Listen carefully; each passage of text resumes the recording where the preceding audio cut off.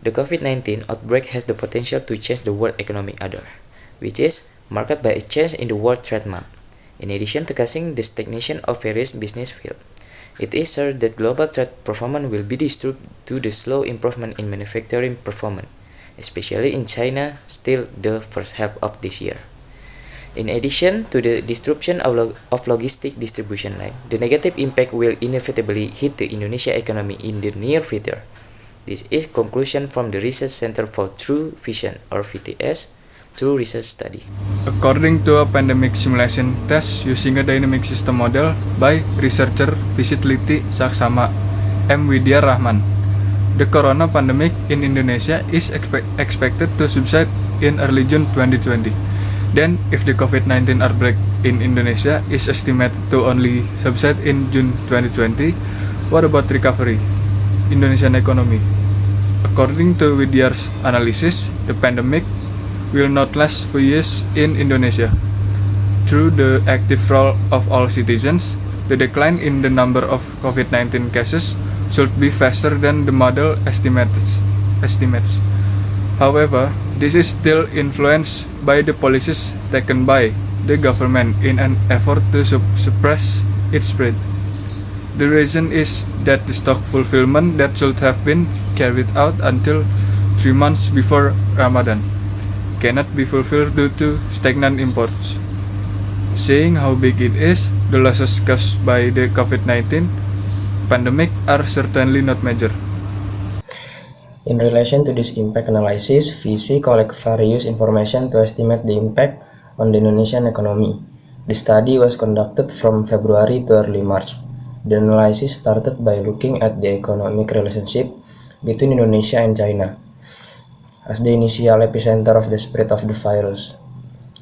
In the last 5 years, China has always been in the top 3 major trading partner of Indonesia.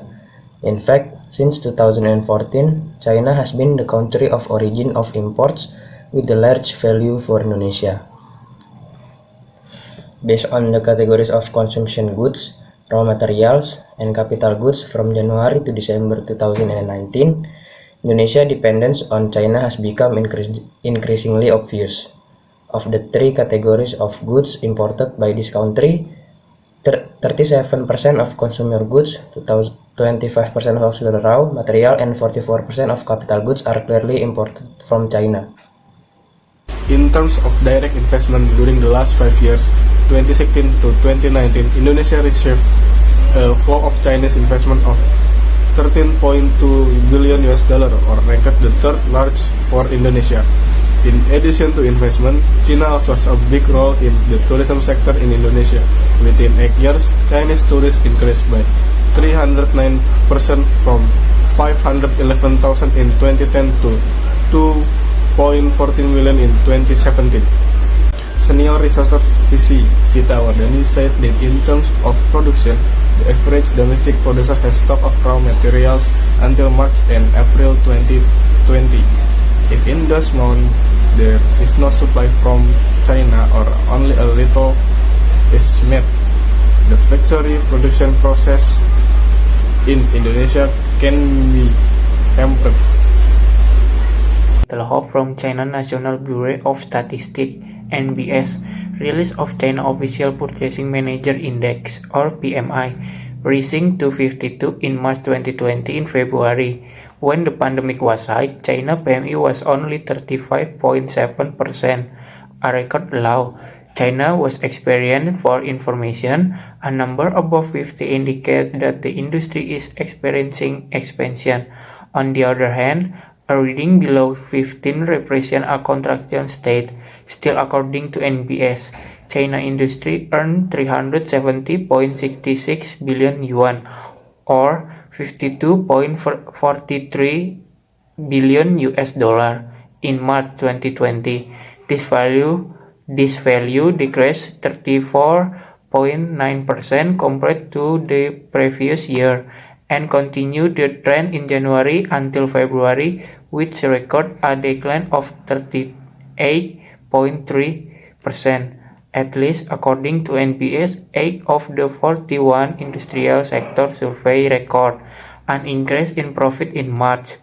This condition is better than January until February, which record only 4 sectors experiencing an increase in profit. However, it is believed that this does not indicate a stabilization in economic activity. The reason is, in the midst of higher production costs due to disruption of distribution channels, market demand has not fully recovered. Moreover, there has been a decline in import demand from other countries, including Indonesia.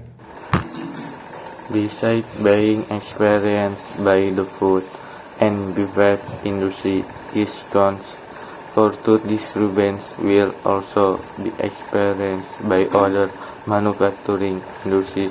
The impact of this raw material scarcity will lead to higher inflation because the manufacturing industry is unable to meet demand and triggers a shortage.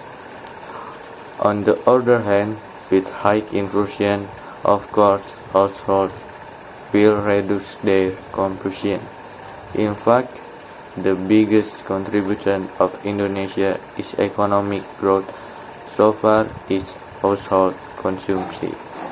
Roglai Saksama is vision is a center for multi-platform study and publication on various economic, political, social, legal, and environmental issues that was established 3 years ago.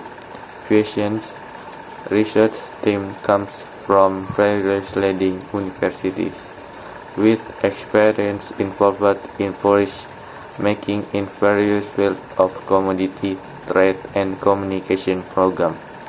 The result of studies that are beneficial to the wider community are contained in a database portal validnews.id.